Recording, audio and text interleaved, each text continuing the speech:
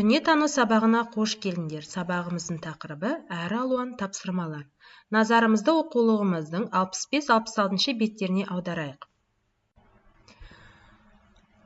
Бірінші бізге балалар тест тапсырмаларын орында дейді. Дәптерімізді ашып бүгінгі күнді жазамыз. Бірінші, екінші, үшінші тапсырма деп жазамыз да, тек қана жауаптарын белгілейміз. Видеоны тоқтатып орындаймыз.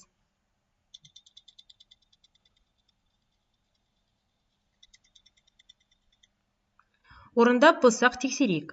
Қазақстан ғылым академиясының тұңғыш президенті болып Қаныш Сәтбаев сайланды. Екіншісі, өлкенің өткен өмірін баяндайтын тарихи өлкетану мұражайы.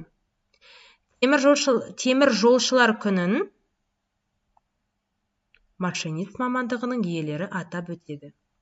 Сендер дұрыс белгіледіңдер деп ойлаймын. Келесі екінші тапсырма, тарихи мәліметтерді салыстыр дейді. Бабаларымыз сақтар, ғұндар мен түркілер әртүрлі тарихи кезеңдерде өмір сүрген. Олардың киім киісіндегі ұқсастықтарын сен қалай түсіндірер едің дейді. Бұл тапсырманы ауызша орындаймыз балалар. Үшінші тапсырмаға назарымызды аударайық. Заттар мен ұғымдарды салыстыр.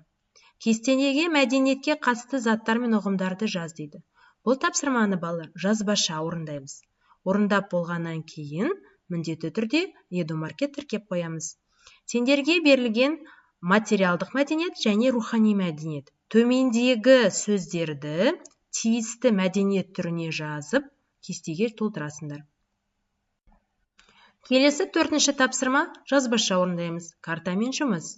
Қазақстанның пайдалы қазбаларының картасынан, яғни 14-ші беттегі көмір, мұнай, темір, мыс, хром кендерін өндіретін жерлерде пайда болған қалаларды тауып жаз дейді. Бесінші тапсырма мәтінді оқы. Мәтінді оқып болғаннан кейін балалар сұрақтарға жауап бересіңдер. Не себепті медицина қызметкерлерінің күнін әртүрлі елдерде бір күнде аталып өтіледі? Бұған ауызша жауап береміз.